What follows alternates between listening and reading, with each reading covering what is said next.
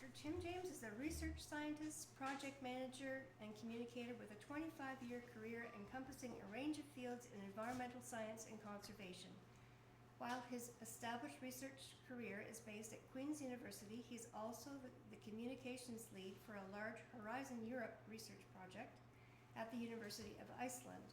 He has acted as a consultant and volunteer science advisor for both World Wildlife Federation Canada and World Wildlife Federation Arctic Program, as well as running a communication business.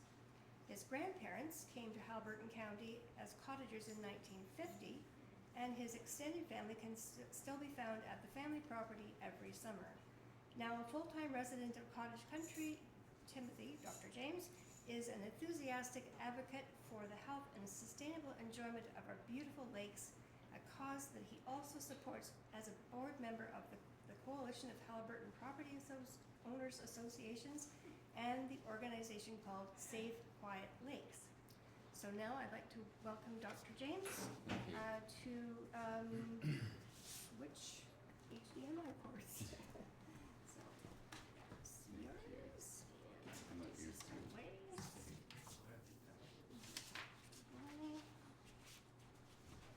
Okay, over to you. Thank you. Hi everyone. So nice to be here. Thank you for having me. Let me just not drop my computer and change classes. I always tell people that I can either see you or the computer screen, not both. Okay, I just have to go.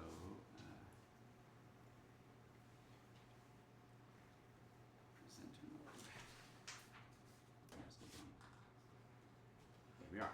Okay. Good, and I'll just get my mouse and my... So, it's really great to be here today and have a chance to talk to you about a subject that I think is really important. Our lakes, and maybe something you've heard about before, but maybe not, enhanced wakes. If this is new to you, you don't need to worry. My aim today is to tell you about these enhanced wakes, and these are the big waves that are produced when wake surfing, and their impacts, and also to share with you how at Save Quiet Lakes, we're advocating for the sustainable usage of these boats, of this increasingly popular sport. But first, I'm going to give you a little context. I'm going to figure out why my mouse isn't working. There we go. I spent most of my career, as Susan said, as a research scientist studying glaciers and ice sheets. But over the last 10 years or so, I've been working more in conservation and science communication. So while I'm here speaking to you today as a conservationist and as a communicator, I am a lifelong cottager. And over the last 10 years, 11 years really now, a full-time resident of Haliburton County. So I live on Gooderham Lake, which is down at the southern end of the county. And I've really noticed a lot of changes over the last few years. I don't know how you feel about your lakes or the lakes in the area, but there's more weeds for sure. There's more algae, and there's definitely way more people. The truth is, these days there's really increasing pressures on our beautiful lakes and the fragile ecosystems that make them the paradise that we love. And this worries me.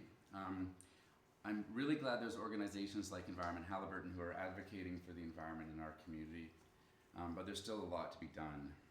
My lake is pretty small. We're maybe 1 kilometer long, half a kilometer wide at the most. And despite its size, we actually have several of these large boats that are generating these enhanced wakes. And it's really starting to take a toll on our lake and on our ability to enjoy it, which I think is really tragic.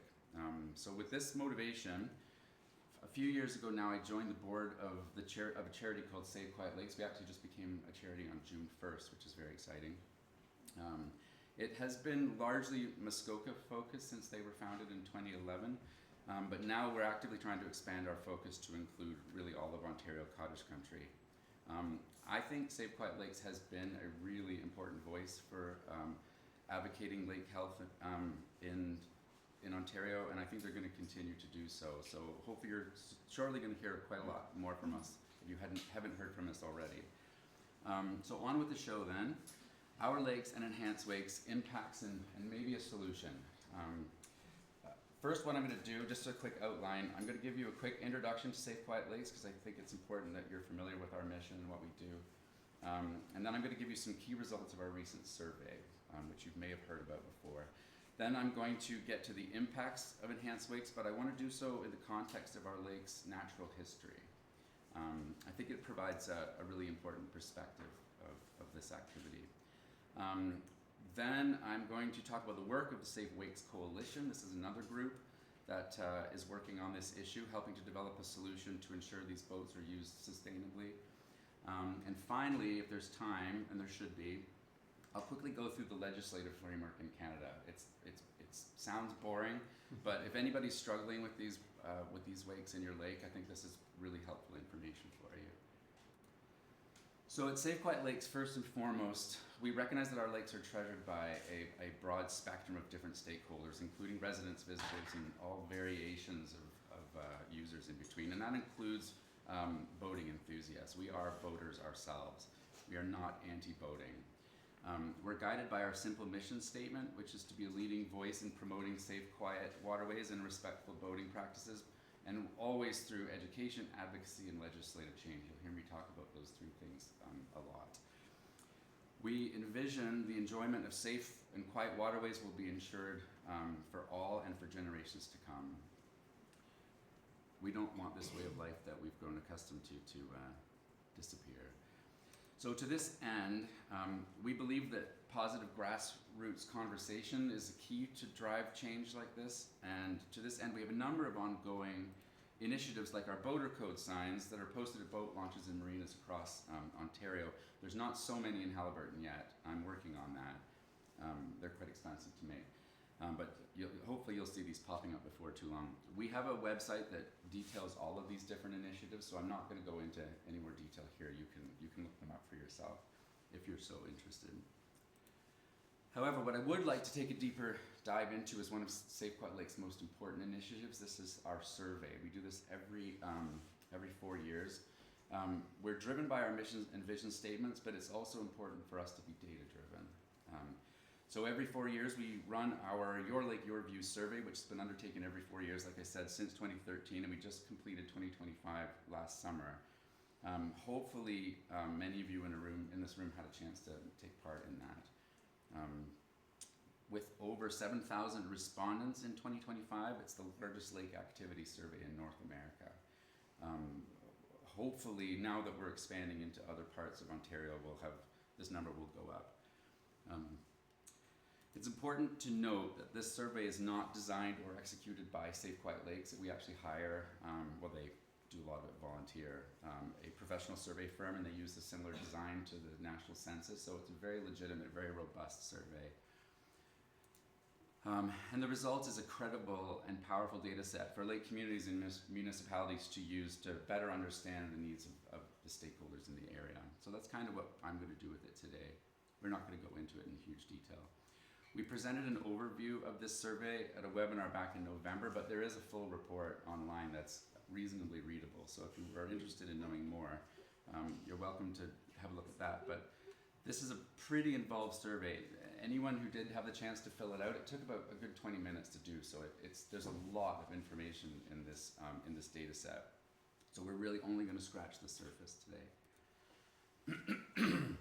So let's first take a look at one of the fundamental questions from the survey. What lake activities are important to users in cottage country? So there's a lot going on in this slide. I apologize for that. But essentially what we've got here is we have a list of different lake-based activities here. And the respondents were asked to rate the importance of this from 1 to 5, where 1 is not important at all, and 5 is very important. So the easiest way to think about this is red and orange here are important, and then the blues down here are unimportant. So I think this bit is really interesting. Every year since the beginning of this survey, the importance of relaxing near the water, swimming, and enjoying nature by the shore have been on the top of the list of what's important to people. Over here on the right,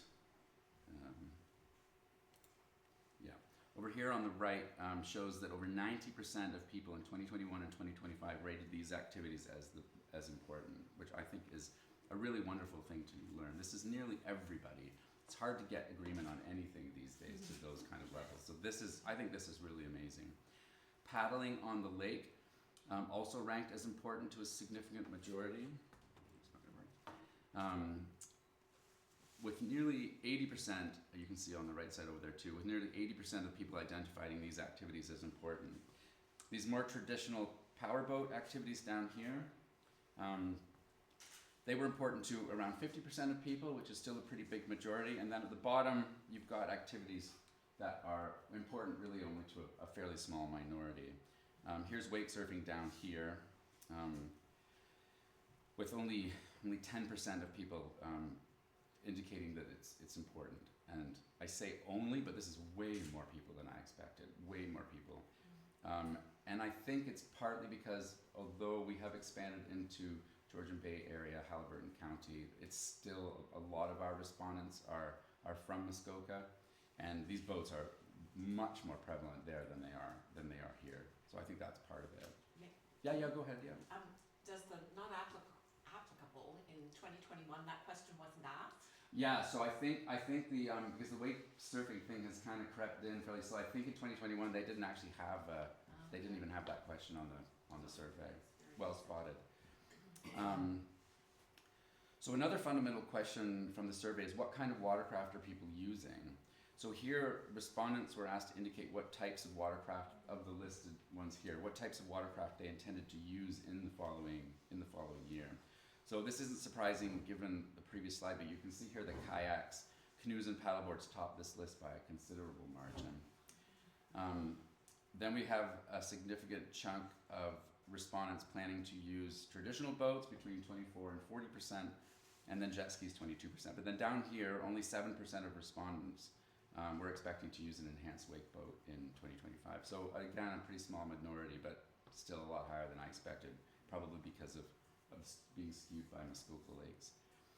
So the takeaway message here is that the vast majority of respondents are enjoying non-motorized lake activities these days, which I think is a really nice thing to learn. What isn't a surprise so much is that over the last 5 years, boat wake, and in particular enhanced wake, have emerged as a significant concern for respondents. So when asked how they thought boat wake in general was changing, 68% of respondents thought that it was getting worse, increasing. When asked about enhanced wake specifically, the numbers were similar, with 68% of respondents feeling that they were increasing as well. In particular, this concern was expressed at the end of the survey. There was a section where you could just write whatever you wanted, and it is amazing how much people wrote. The concern about enhanced wakes and wake generally was reflected in those comments very passionately. So, what exactly are enhanced wakes and wake surfing anyway, and why is it such a growing concern? Well, in case you're lucky enough to not have come across these before, enhanced wakes are generated by these boats that are specifically designed or modified with ballasts and mechanical devices to create significantly more powerful waves than a traditional boat, 6 to 12 times bigger. This isn't to say that traditional boats can't produce big waves. We know that they certainly can. But these are different. These are boats that are producing waves that are strong enough to propel a person on a board without being towed. To put this into context, even the biggest, except in the biggest of winter storms, the waves in the Great Lakes are rarely strong enough to surf effectively. So with these boats, we can essentially have surfable waves anywhere where there's a boat launch. And that honestly terrifies me a little bit. In my opinion, these boats have the potential to be one of the biggest impacts our lakes have seen since they were formed, 11,000 years ago. So when I've done a lot of talking to people about lake health and lake ecology and things like that, and you see people start to glaze over pretty quickly. So I really think we needed a new perspective. So it's not really hitting home. So what I've been doing is framing these activities in the context of how Ontario's lakes have evolved over the years to kind of emphasize how truly impactful these boats can be. So this is a brief history of Ontario's lakes. It's not long, so I'll be super quick. roughly 11,000 years ago, the ice sheet that covered much of Canada was retreating from southern and central Ontario. And this retreating ice exposed hundreds of thousands of geological and glacially carved depressions in the landscape that once the ice was gone, they quickly filled with water. They'd been covered by ice, thousands of meters of ice for 2 million years. And so you can imagine that these lakes at the time would have been free from any organic matter or nutrients. And they supported very, very little life in or around them. And there are many contemporary examples of lakes like this around the Greenland ice sheet, for example, and in the Rocky Mountains. From here, the lakes began a natural succession that takes many thousands of years. So the young, nutrient-poor lakes like these are called oligotrophic lakes. They're characterized by deep, clear water, scant vegetation and algae, and very high oxygen content. And then over many thousands of years, natural processes cause sediments and nutrients to accumulate in the lakes through processes like erosion and decomposition. And then this encourages plant and animal growth, which in turn encourages more accumulation of nutrients. So it's a positive feedback cycle. It feeds itself. The process of accumulating, sorry, I skipped ahead. Over quite a long period of time, the clarity of the water starts to decrease and lakes become able to support diverse ecosystems of plant and animals. So lakes at this stage of succession are classified as mesotrophic. And many lakes in Haliburton County are mesotrophic, including Kashaga-Wigamog, Eagle Lake, and My Lake in Gooderham, for example. So this process of accumulating nutrients and increasing productivity is called eutrophication. And we can liken eutrophication to the process of lake aging. There are other things involved as well, but it's a nice analogy. But it's important to keep in mind that this occurs very gradually over thousands of years, and even 11,000 years after these lakes were formed, we still have a lot of oligotrophic lakes in Haliburton County, including Kinesis, Redstone, Halls Lake. There's many of them, very clear, very low nutrients and high oxygen. Eventually, with enough time, aging lakes become eutrophic, and they're characterized by high nutrient levels, high productivity, and with excessive plant and algae growth, reduced water quality, and low oxygen. So it's important to note here that while we often think of a eutrophic lake as an unhealthy lake, this isn't necessarily the case. A eutrophic lake can be a natural feature, part of a natural succession of a lake that's in the later part of its life. They're important ecosystems in their own right. They support a lot of different wildlife, but they're not great for human recreation, so we don't tend to build our cottages on them. I personally really like them. I would love to have a cabin on a swamp, which Susan and I were talking about earlier. But if your lake is normally oligotrophic or mesotrophic, and all of a sudden had a huge nutrient load pumped into it, and it suddenly became eutrophic, you would be very correct to think that your lake health was very poor indeed. So, humans. Unsurprisingly, humans can have a huge impact on this. We contribute significantly to this eutrophication process with malfunctioning septic beds. Fortunately, this I just pulled off the internet. I did not have to observe that myself. Fertilized lawns and gardens. This is actually on my lake. Can you tell which one has fertilized their grass? Hardening of shorelines and removal of shoreline vegetation. Basically, anything that causes shoreline erosion can contribute to this eutrophication. This is at Sugar Beach on Kashaga-Wigamog. They used to have a nice beach. Now they have a sandy cliff, probably from boat wake. Through these activities, we're able to dramatically increase the input of nutrients into the lake, accelerating this natural lake aging. When this is driven by our activities rather than natural processes, we call this cultural eutrophication. And it turns out that we can achieve thousands of years of natural eutrophication over pretty short periods of time. So when we talk about lake health, what we're really talking about most of the time is cultural eutrophication, slowing this down. This, of course, is not new. We've known this for a long time. We know the potential effects of human activity on lakes, and we mitigate for these by regulating and inspecting septic systems. We protect watersheds with governing authorities.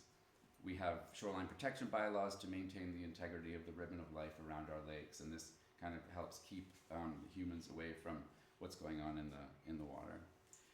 And I think we've proven, really, given how many people there are around a lot of our lakes, that we're actually pretty good at this. I mean, our lakes are in pretty good shape, given how many people are here. So I think we should at least be proud of that. So let's go over how enhanced wakes can have such a negative impact. This is a great figure. To date, a significant volume of research has been undertaken on the impact of these wakes, and the science is pretty clear in this regard. This figure is from the Last Wilderness Alliance out of Wisconsin, and it nicely summarizes in one figure the negative impacts. But I've broken it down for simplicity into environmental, safety, and economic, and color-coded them. So starting with environmental impacts, first we've got the effects of the downward pointing prop wash resulting from the high angle of attack when these boats are plowing through the water. This wash goes straight down to the bottom and apparently can reach depths of up to 9 meters.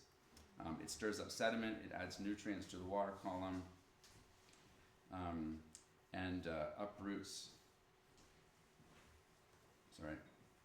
vegetation and destroys fish habitat. So I've got a couple of videos to show you shortly that really demonstrate this nicely.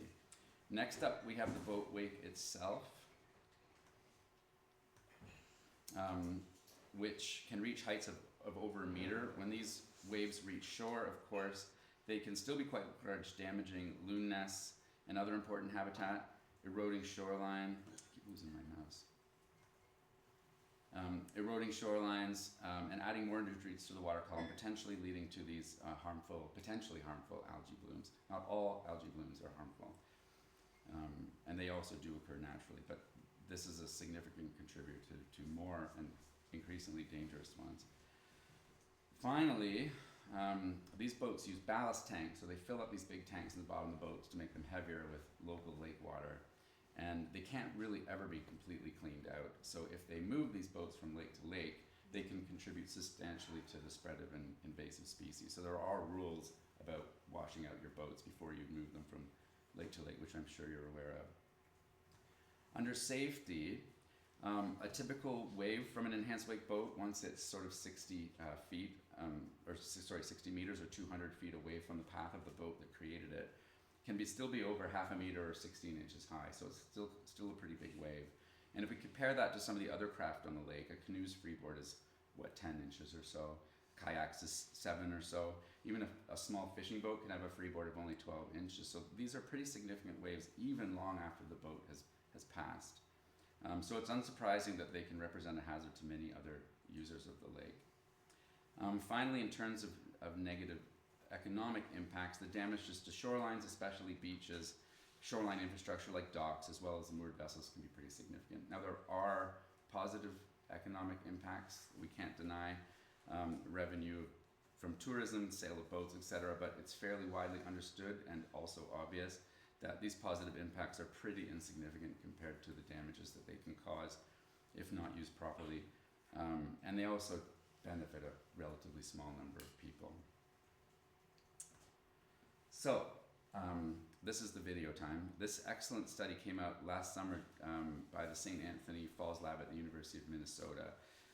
It has some amazing videos, some of which I'll show you here, but they're all online, so you can look at more of them if you like. There's a lot going on in this study. Basically, they had 3 or 4 different types of wake boats, and what they did was they put a bunch of instruments on the bottom of the lake, and they ran these boats over in a controlled fashion in planing mode and in surfing mode. So just so you're clear, surfing mode is when the boat is plowing through the water with its nose up. The prop is pointing down at a 45-degree angle, and they're creating the big surfing wave. Whereas planing mode is the same boat, but going fast where it's sitting up on top of the water and the prop is pointing more or less horizontally, and the waves are significantly smaller. So let me just. Oh, one thing I got to say first before I show you the video, let me just get it ready here. There we go. So keep in mind as you watch this that the bottoms of our lakes have gone largely undisturbed for thousands of years. They form different layers between winter and summer, and so there's lots of nutrients in there called legacy nutrients that are basically trapped in the soil layers, and they're not available in the water column typically. Phosphorus, nitrogen, organic matter, they're all down there. Phosphorus is particularly concerning because it's generally in very short supply in our lakes, and so when it all of a sudden does become available, the algae and things can go crazy. So on the left here, we have so the boats are passing in this direction overhead. This one's in planing mode, so it's not producing big waves. This one over here is in wake surfing mode.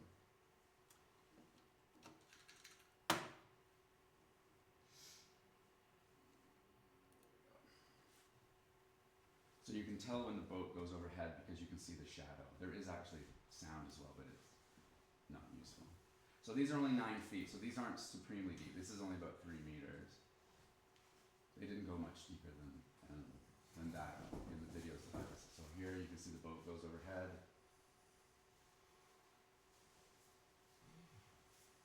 Not a lot happens in this one, so after a few seconds it just stops because it doesn't change.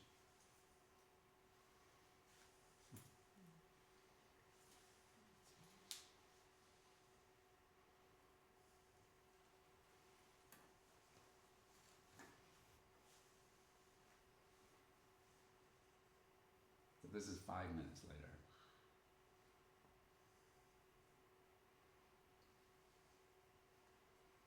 And this is 13 minutes later.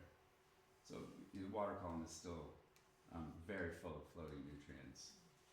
I can show you that one more time if you like.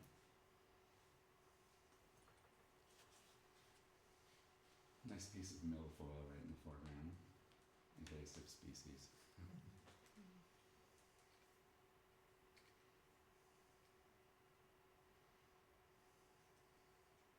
You can really see in this one when the boat goes over that you can tell that the bottom does actually feel it, but the movement is so little that the sediments stay completely undisturbed. Anyway, I'm going to stop this.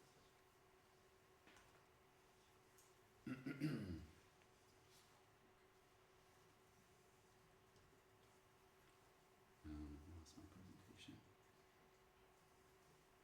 Okay. Right, so it's pretty clear then that enhanced wake activities come with a whole suite of negative impacts. But if we pop back to the Safe Quiet Lake survey results again, we can learn what it is exactly about the enhanced wakes that people find so concerning. And this really surprised me. What is happening? There we are.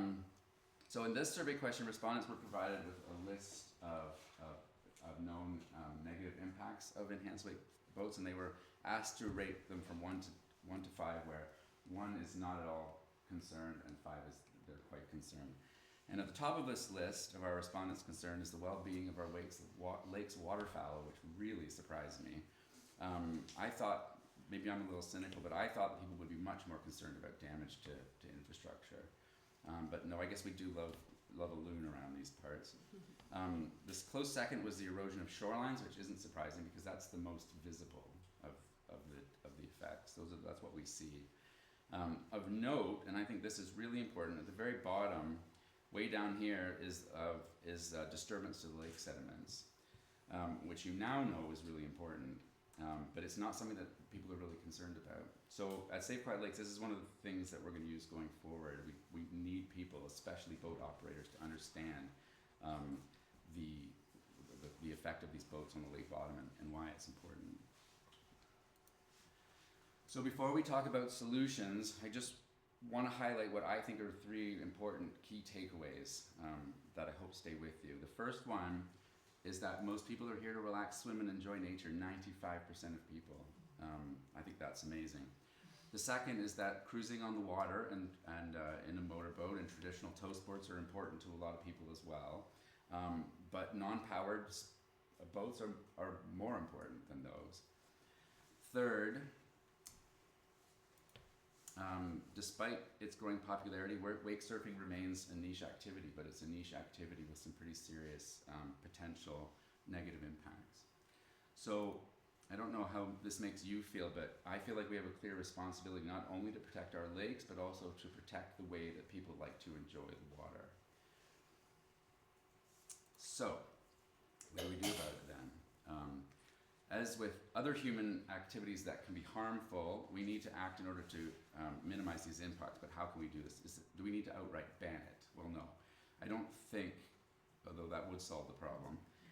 There are definitely circumstances where these boats can be used sustainably. For example, in large lakes where natural waves are just as big as the waves that are produced by these boats, or in places where there's enough space for the wave energy to dissipate before it gets to shore. There is a point where a big boat with big waves will meet the same size waves the further it gets away. So they don't stay big forever. They do dissipate eventually.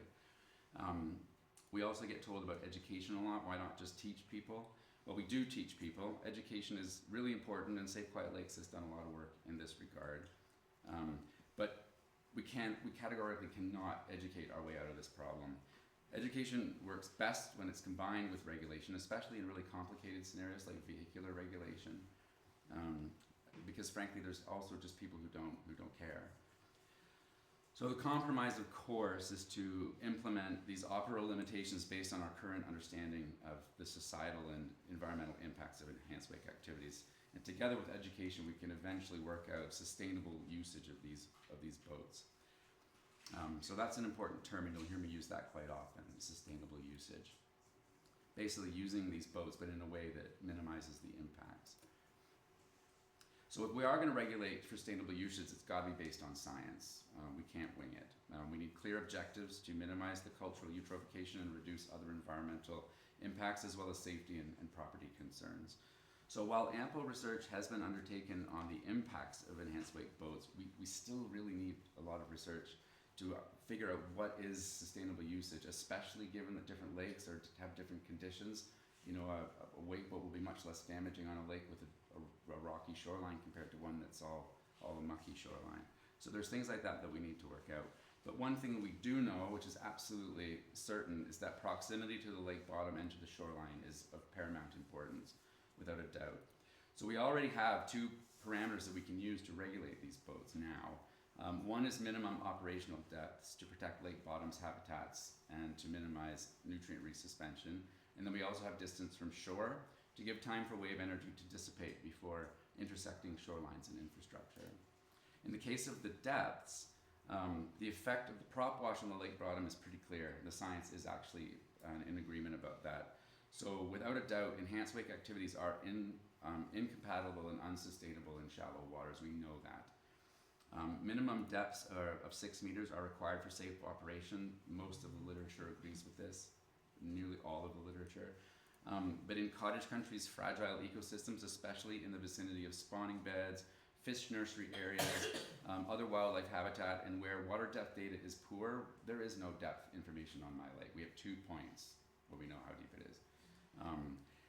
And sounding instruments, especially consumer grade ones, are not really all that accurate. So for that reason, minimum operational depths of 9 meters has been justified, because then there's a safety buffer. Yes? Can I support that point? Sure. I am on Shagawigamog in one of the fish nursery areas, and I have a viewing platform dock where I can usually look at 6 or 7 fish nests. There are none. Really? Okay. Interesting. All right. That's sad and good to know. I can back that up too. Okay.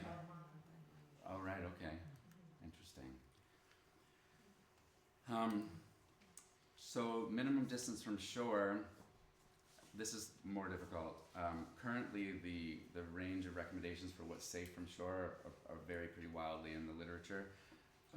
For example, the boating industry has funded some research that recommends a minimum operating distance of 200 feet, or about 60 meters. And they use this research as the basis for their own recommendations. They tell people to not go too close to shore. And I think these operators, or the marines that sell the boats and the people that manufacture them, are potentially important partners for us. And we're working on it. But they want 60 meters, which isn't enough. You compare this to the minimum distance recommendations of 200 meters or more in the scientific literature. And even those recommendations they vary quite a lot. More because the objectives of the studies differ so much. However, any minimum operating distance is going to have to come with a caveat, because safe distance is going to depend on the bottom characteristics of the lake and the shoreline characteristics. So to me, in cottage country where lakes have their thin soils, fragile shoreline vegetation, they're susceptible to cultural eutrophication, and importantly, have vulnerable inshore lake users like people in kayaks and canoes, and also shoreline infrastructure. We really, 200 meters isn't even enough as far as I'm concerned. And we do need to be sure that people who are paddling along the shoreline can do so safely. I know some people I visited in Muskoka Lakes, they can really only be out on their kayak at 7 o'clock in the morning, because once the wake boat comes out, no more paddling on the lake. So, the regulatory framework in Canada, this is not as boring as it sounds. This is useful information. So, until recently, the outlook wasn't really that great. There was not a lot we could do here about it. In Canada, the regulatory framework is such that the Canadian government has sole jurisdiction over anything on the water, boating and all bodies of water, where boating here includes every mode of transportation, commercial or recreational. Federal jurisdiction includes all signage to control boating and regulation of equipment, licensing, and speed limits. And so that means that provinces, municipalities, etc. cannot act on anything without federal approval. And unfortunately, enforcement is even worse. It's delegated to the RCMP, to provincial police, to local authorities. It just depends on the local situation. The people who govern Lake Ontario are different than the people that govern Toronto Harbour, for example. Nobody knows. So, currently in Canada, we don't actually have wake-specific regulations. There's nothing like a no-wake zone in our regulations, although there are some regulations that can have wake impacts. For example, most provinces have something like the 10-kilometer-an-hour rule within 30 meters of shore. Keeping in mind that these wake boats don't go fast when they're producing big waves, although I do think it is more than 10 kilometers an hour. Muskoka, they have a 9-kilometer-an-hour and 30 rule. And although the criminal code states that boaters cannot operate in a manner that's unsafe to the public, it won't surprise you to learn that this is essentially never used. You can file a civil suit for losses, but also hardly ever happens. So until recently, that was it. That was the framework in Canada. However, while we're waiting for Transport Canada to figure out regulations at the federal level, which is going to take a while, municipalities can now apply to the federal government for a vessel operating restriction regulation known as a VOR. They've been around for a while, and they've included categories like no boats are allowed at all, no power-driven boats, no only electric boats, engine size limits, no tow sports, and no special events. Those VORs have been around for some time. But in 2024, VOR 7.1 was introduced by Transport Canada that specifically targets wake surfing. And this reflects Transport Canada's understanding that this is a sport unlike any other. All the other tow sports are grouped together. A VOR can apply to a whole lake, or to just a bay, or just a section of the lake. It can be limitations that restrict depths, shore distance, time of day, time of year, whatever you want, really. So this is a place where our limitations for operation can be implemented. I think I'm forgetting something here. No. It's going to be a slow process, though, because of course this is done on a lake-by-lake basis at the municipal level. So that's not great news. Currently, of the 250,000 lakes in Ontario, there's about 300 VORs, but every day we're hearing about more in the news, so this is climbing. There are some hurdles. The first one is the municipality has to be the applicant. So it's a time-consuming process, and for that reason, municipalities really need the support of lake associations, local interest groups. It's the Safe Wake Coalition's intention, with the support of Safe Quiet Lakes, to help municipalities with this process. Unfortunately, this also means that you need to have municipal will. The municipality needs to be willing to put this through. The VOR application requires a cost-benefit analysis, so you have to you have to undertake that, but you also have to make sure that all stakeholders have been consulted, and that most agree. You do not need consensus, but you do need to demonstrate that you have talked to and have feedback from all of the different stakeholders you've been able to identify. They're granted based on safety issues, environmental issues, and other issues of public interest. And it used to be that an application, once it was submitted to the Transport Canada, was taking 2 years, but they've dropped that down to 6 months now. So there's still a lot of legwork, but once you get it submitted, you have the decision within 6 months. So that is an improvement. Just a quick footnote here, we just learned recently that commercial activities like a resort that's taking guests out for wakeboarding or wake surfing, they can be regulated through their business license at the municipal level apparently, but we're still kind of investigating that. So, last thing, I've told you about enhanced wakes, their impacts, and about the regulatory framework in Canada. Now I want to tell you what Safe Quiet Lakes are doing about it. So this is good news, I think. I'm excited to report that in 2024, Safe Quiet Lakes led the formation of the Safe Wake Coalition, which is a province-wide and soon-to-be nationwide group of stakeholders whose goal is to reduce the impacts of enhanced wake by driving behavioral change and legislative change. In the first instance at the municipal level, but eventually federally, which is quite ambitious, but we're going to try anyway. We've had a lot of interest from stakeholders in Quebec and BC, so we're joining forces with them, and hopefully as word spreads, we'll be able to enlist more people across the country who are struggling with the same thing. We've also had a lot of support from organizations south of the border. They seem to be, 3 or 4 years ahead of us on this. I guess the wake boats were available to them earlier. There's already some legislations being put through and then taken away, and it's a huge mess. But we've been talking to each other a lot, and there's been a lot of mutual support on this shared issue. So that's really positive. The tools we're using include education and awareness. We're promoting science-backed guidelines for those who do want to act responsibly, and we're advocating for legislative change. Some of our founding members here, we have the Georgian Bay Association, Muskoka Lakes Association, which is a huge win being involved with them. They have quite a lot of reach. Lake Joe, the Coalition of Haliburton Property Owners Associations, and then FOCA is involved officially as an observer, but they've been providing us with great advice. And I'm happy to say we've been pretty busy. So some of the things that we've been doing, our education and awareness campaign is really kicking off this summer. We've been working with scientists, municipalities, lake associations, residents, and responsible boaters to develop new material to educate people about the potential negative impacts of enhanced wakes, but also to help raise awareness about how to wake surf responsibly and sustainably. So this summer we're going to be distributing material like our Wake Surf Responsibly promo card here across Muskoka in the first instance. That's where most of the money's coming from, so they get first go. Plus, it is a bit of a pilot project, so we're going to see what works, what doesn't over there. And while we're seeking funding, we are seeking funding to supply a wider area. So we will do the same thing in Haliburton. Maybe not this summer, but soon. This, I think, is the most impactful initiative we've got going so far. It's our science-backed operational guidelines, which we are promoting to help boat operators use their boats responsibly in the best interest of their lakes and neighbors. We're putting it into that context. So this is what we're recommending, that you keep 250 meters from shore.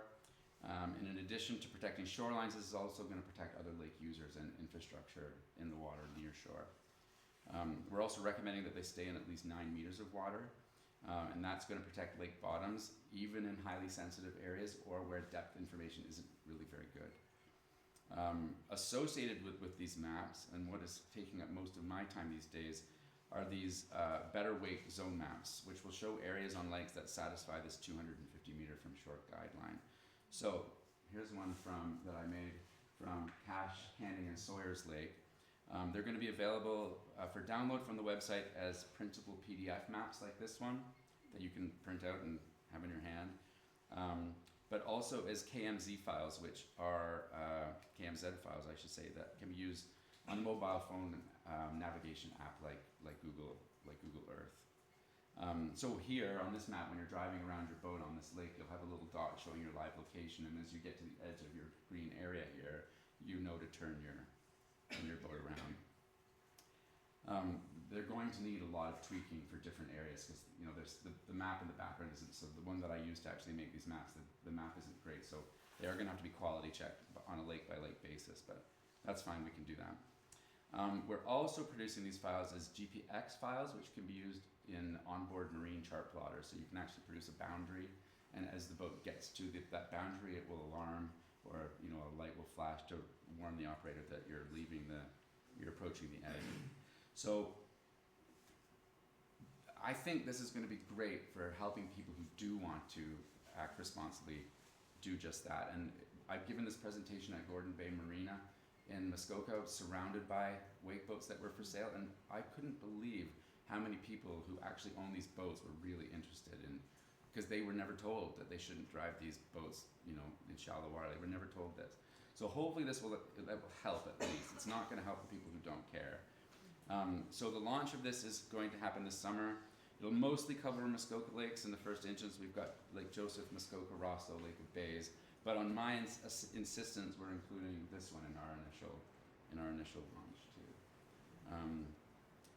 Eventually, our aim is to supply these maps, this information anywhere they're needed is the goal.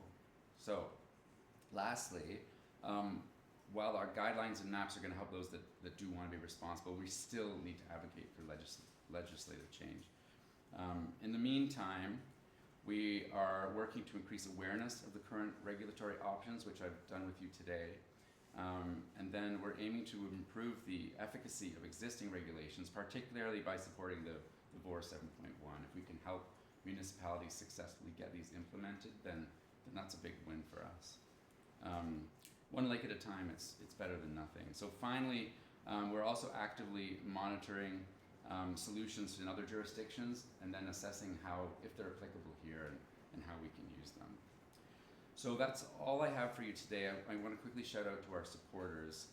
They include a number of municipal townships, lake associations, our beloved CHA, and they really keep us going. They've completely funded this. We are a completely volunteer working board with one full-time staff member and a summer student. So we really rely on the money, and it's nice that we have so much support from several municipalities.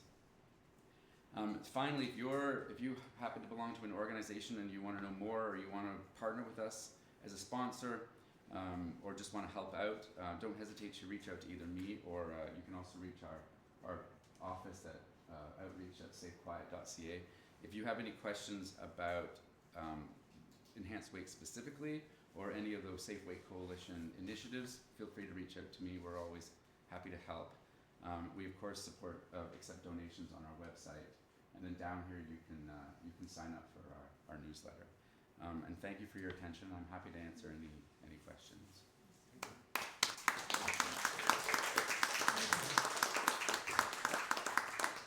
Now I can trade glasses.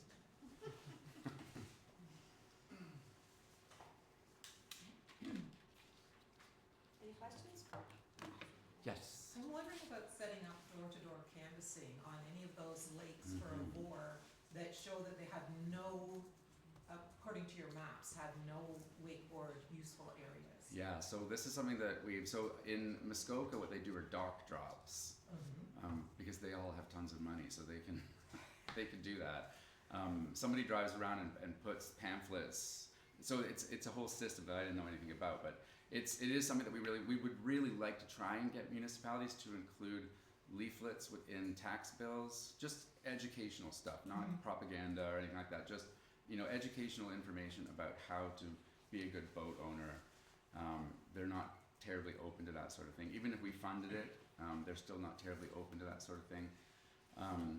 So we are looking at that. One of the things that we haven't dealt with that's on our radar is how do we deal with lakes. So we're focusing now on the lakes where you are allowed, where you can wake surf. Sure. There's a lot of them like mine where under these rules there's going to be no wake surfing, which is absolutely my objective. There's lakes where this sport just doesn't belong. And so we are going to have to figure out, I think eventually the end game right now is I'm the one that's doing all these maps, and I've got so many other jobs that it's time more than anything else. But I think what we're going to have is an online Google Maps kind of thing where you can go in and you can see where the safe wake zones, not safe, we're not saying safe, we're saying better, where the better wake zones are, and when there's a lake with nothing on it, then the advice is that you don't do it there. So that's not going to be popular for some people. Yes?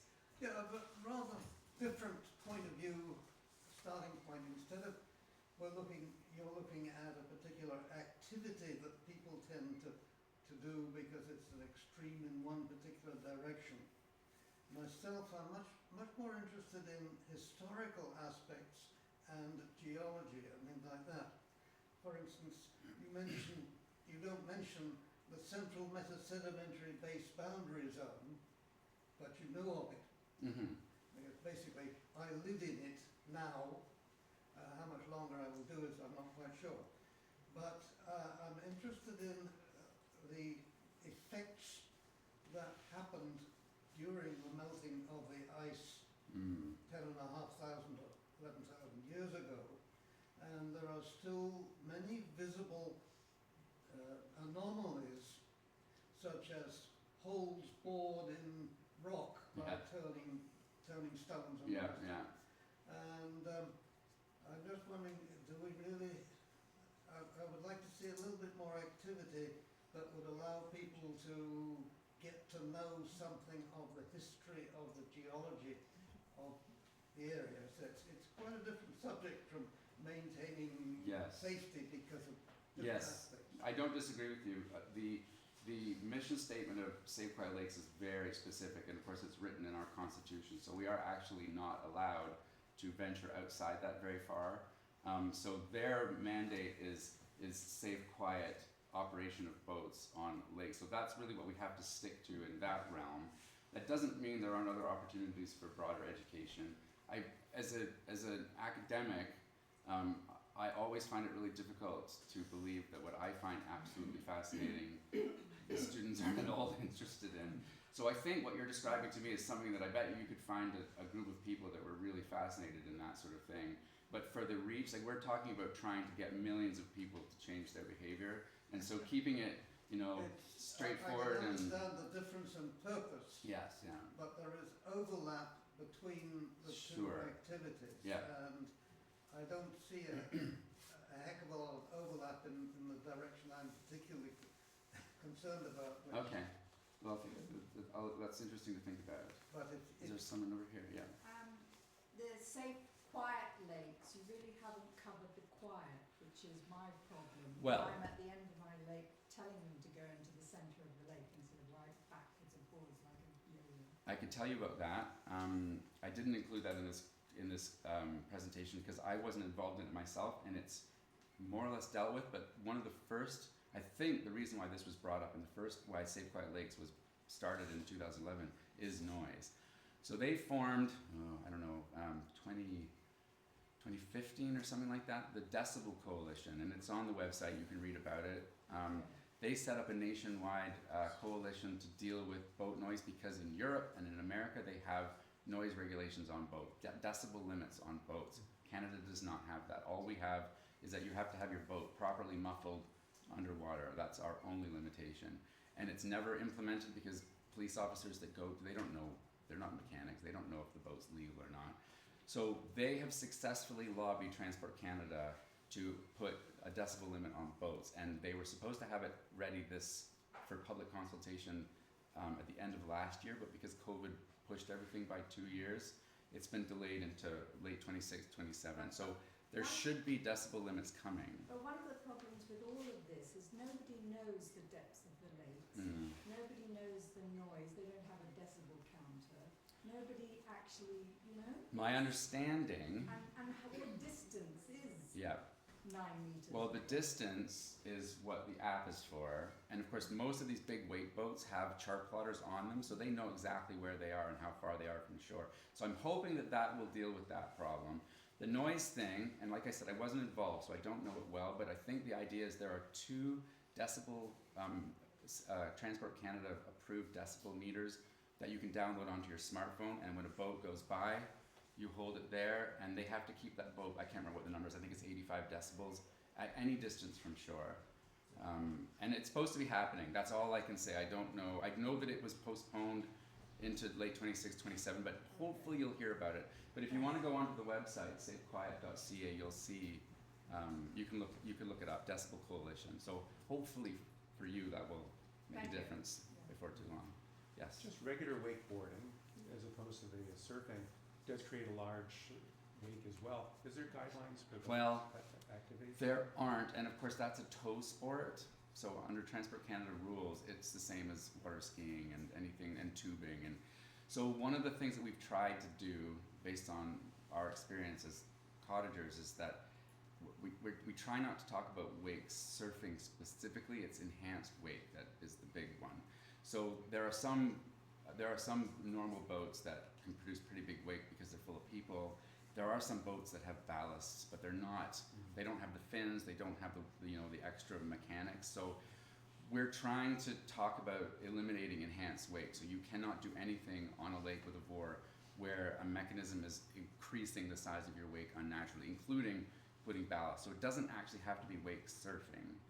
It has to be enhanced wake. That's what we're going for, to try and capture any kind of ridiculous wake. But even a normal boat producing a large wake from pulling 3 tubes, those waves are still not as strong as a wake boat. Wake boats, they have these fins on the back of them that push the wave up, increases the energy of it. So even big boats from a normal boat is not the same animal, even though they can be quite destructive as well.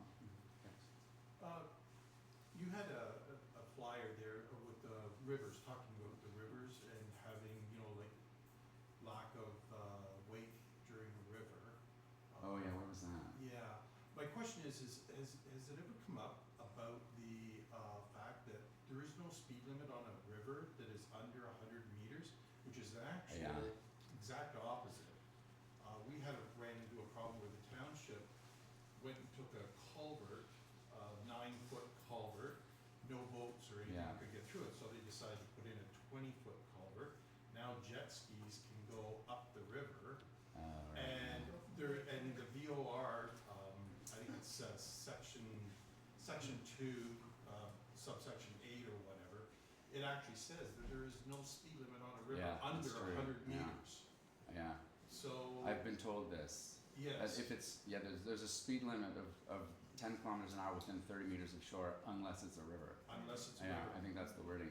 So I don't know if I know that the VOR the VORs can be specific to certain areas. So it's possible that the VOR allows you to say this section of no, it doesn't. No, you'd have to go to the actual municipality to go through. Yes. To get a no wake zone. Yes, exactly. And also the other thing that I just want to point out is when there's damage done to loon's nest, it's not the police or so on, it's the MNR actually. You phone Yes. MNR. Right. Yeah. And the MNR will, and if you document it, the Yeah. MNR will come out. and Yes, that's right. find Yes, that good point. person's boat. Yeah. Yes. Do you know how the fuel consumption of an enhanced wake boat compares with 50 horse? I don't know specifically, but it's a lot. They go through. They're moving a lot of water. Basically, the displacement of the water is converted into the power in the wave. So it's a lot. Of But fuel. I think some of these boats are 250 horsepower. Mm-hmm. But I don't actually know the fuel, but it is a lot for sure. You can use boats are pretty fuel hungry as it is, but if you get up on a plane so that you're skimming on the water, it's so much more efficient. But that's exactly the opposite of what these boats do. Yeah. So it's a I lot was just for thinking sure. the problem might solve itself. Well, yeah, yeah, that's true. Yes, Susan. So, about the muffling of the sound, is that being diverted underwater? Yes, I think that's the rule, and I'm not an expert on this, so I'm prepared to be incorrect. But my understanding is that the law in Canada is that a boat exhaust has to be below the surface up to 5 miles offshore. Once you're offshore, you can do whatever you want. But within 5 miles of shore, the muffler has to go into the water, which of course means that all of the, Yeah, so I'm concerned about the impacts on the ecosystem. oh sure, The people are gonna be happier, yeah. but everything Mhm. The underneath loons the may water be more miserable. are, Yeah. And the it's fish. And of course the sound goes underwater as well. Exactly. I don't know why they have to be so loud. Cars aren't that loud. I don't know, why couldn't there be mufflers on boat engines Yeah. the same way there are on Yeah, cars or Automobiles, trucks? yeah. I don't understand it. Yeah. Is there another question over there? Yes. Yeah, I've been coming up to Halliburton since I was 9 years old, Mm. and the northern section of our lake is maybe 80% rocky shoreline on all three sides, except for a small area where the cottages are. And I've noticed over those years, the waves, the natural occurring waves, have taken away feet from the shoreline. Yeah. And now that these, that I call the reference to be shoreline destroyers, and now we were on Kinesis a couple of years ago, and like that one there, that is a super shoreline destroyer, because I was on that and I thought, thank God we don't have that on our lake. We just have the regular shoreline destroyers. But when those waves go by you, there's a couple of docks on our lake that were built in the early 70s, and you can't have it anymore with a crib Right. that's built right on the shoreline. Yes, right. And there was a small, you know, a small aluminum boat that was tied to that dock, facing the other side of the lake. And when that boat came by, it was like rocking like there was no tomorrow. Yeah, it's crazy. One of the things that is really important to say is we've been working with a professor in University of Waterloo who is an expert in lake health. I'm kind of a jack of all trades, whereas this is what he studies. And he says one of the problems is that we have a lot of anecdotal evidence, like everyone has stories about how awful the waves are and how their dock is broken and people get knocked off chairs, but there's no evidence, like there's no photos, there's no videos, when we need some, and it's very hard to video and photograph waves because they never look as big on a camera as they do in real life. But if anything like this that you see and try and document it, and if you do get something good, let us know, because we'll send it to him, because he wants to put together an archive of to support the anecdotal evidence. Like our place, our place is a sandy shoreline, and then where Red Rock is, it's rocky right around. But the shoreline destroyers do not come from our section of the lake. They come from the opposite end. And now we have, if there's a southerly wind or a western wind or the shoreline destroyers, we've got, you know, constant waves Yeah. happening. Yeah. And I guess that was basically everything that I wanted to say. But Okay. when those waves come in by those shoreline destroyers, they're like 3 or 4 at a time. And I had to build a rock wall in front of our place because of the sandy shoreline. Just the naturally occurring waves was bad enough. Where I gathered stones. Some of them were like this, and maybe that thick. And I put them on an old dock, pulled them over, and built this wall of rocks, which could be from that wall there to maybe here. And when the water is at the bottom of that rock wall and those boats come by, that rock wall is soaking wet. Yeah, I'm sure. Yes. Okay, just further to that point, do you have suggestions what we should do to our properties to protect them from these big waves? Well, this is a problem. We know that natural shorelines, and by that I mean shorelines with a lot of vegetation, lots of tree roots, lots of native plants and things, are much more resistant against natural waves. Yeah. But It's not working. yeah, it's not gonna, those kind of things are not gonna work against. I mean, this is literally a new force that's happening in the lake that has not ever happened before. And so the shoreline is gonna adjust to a new equilibrium. So, you know, I've given this presentation to the folk at the Council of Dysart et al., and I won't say who, but somebody said, well, we just have to concrete our shorelines. I said, what is the matter with you? I think I might have actually said that out loud. But like we've known since the 70s that that's not the solution to anything like this. You know, the solution is to change the behavior. But so what we need to, I think one of the biggest problems, and I think the best things that individuals can do is that the municipalities, certainly in Dysart, but I think this is probably true across the board, they are more afraid of the people who own the wake boats than they are of the rest of us. Yeah. We need to be loud, and we need to make sure that they know that their jobs are at risk if they don't do what the majority wants. We have shown in this survey that most of us do not want these waves on our shoreline. So if there's any takeaway message, it's that. Like, make sure you convince everyone you know to complain to your local councillor, because they, you know, if they get enough complaints, they'll act on it. Yes. I just want to add to your presentation.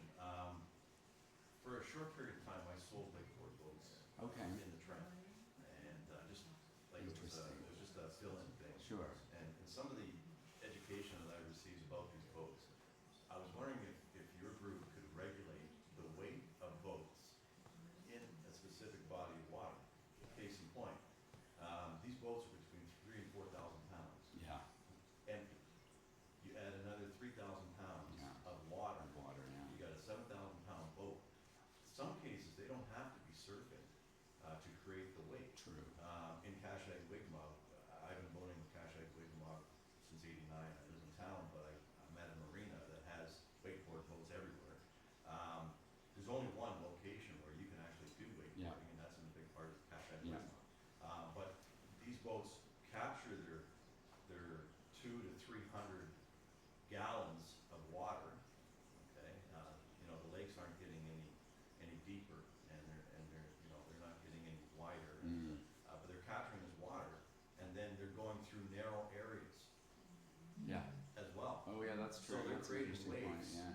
and not even Yeah, surfing. that's an interesting You thought. know, I hadn't thought and of that. we I'm had not a sure if situation the- where we went by a wakeboard boat that wasn't surfing just outside of Wigmog, and it had created that wake, and it had done a few 360s or whatever, created this huge area where, you know, I knew where to stay away, but I didn't see what was coming the other way. Yeah. And we had hit that, going very slow, and it forced my wife ended up coming out of the bow Yeah. of my boat and hitting her knee. Yeah. So those boats are heavy, even though they're not surfing one of their 20 different kinds of surfs. Yeah. So a weight limit is established with the I'm not sure if weight. MNR. I'm not sure if weight limits are covered under the That board. might be something might to be, really yeah. consider. Yeah, it's a good idea. Yeah, And also, if they start competing with each other, yeah. That's got hopefully two going to limits of that's hopefully going to self-limit as well. it's all show off. Yeah, it is. Yeah. Yeah, it's a complex. I mean, there's a lot of things that need to be solved still. I mean, it's depressing that common sense doesn't prevail, but it so often doesn't. And then you have another Unfortunately. 8 people that are in the boat. Yeah, yeah. To that. So it is true that, you know, any damage that your wake causes, you're liable for it. So if you make wake that's so big that another boat has somebody in the boat falls over, and then you can sue them. But who wants to get into that? Nobody. Have you done your presentation to the OPP? No, I haven't. But we have 2 OPP members in Safe Quiet Lakes that we talk to pretty regularly, and they are really, really helpful. They're aware of this problem, and they really want to help. They of course have limitations on, on enforcement and all that, but they've been really good, really, really good. We don't have a whole lot to do with the MNR yet. But they're the ones we complain to. Yes, they're the ones we complain to about shoreline stuff and vegetation, but anything that's actually on the water that deals with transport is Transport Canada's jurisdiction.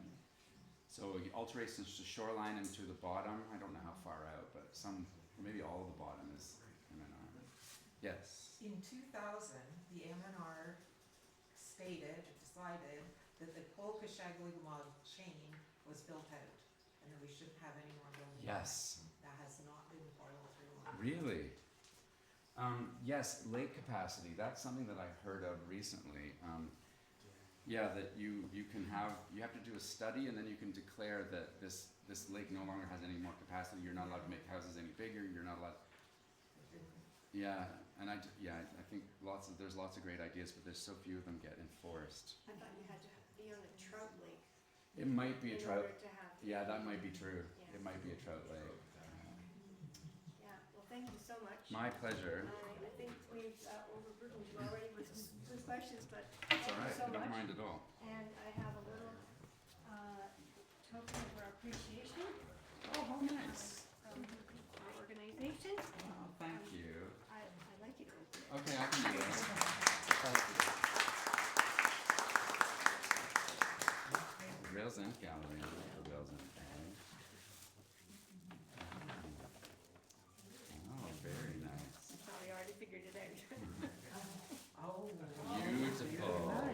So that was made by. Suzanne James. That's right, and My the favorite cousin. second cousin. How nice. Thank you so much. You're very welcome. That's Thank very you so much for generous. an excellent presentation. My pleasure. We've all learned a lot. Good. And, so please join us for some refreshments. I will. And after the 15 minutes or so of refreshments and social talk, we will reconvene for the business meeting, which is going to be very exciting. Please join us. So please enjoy.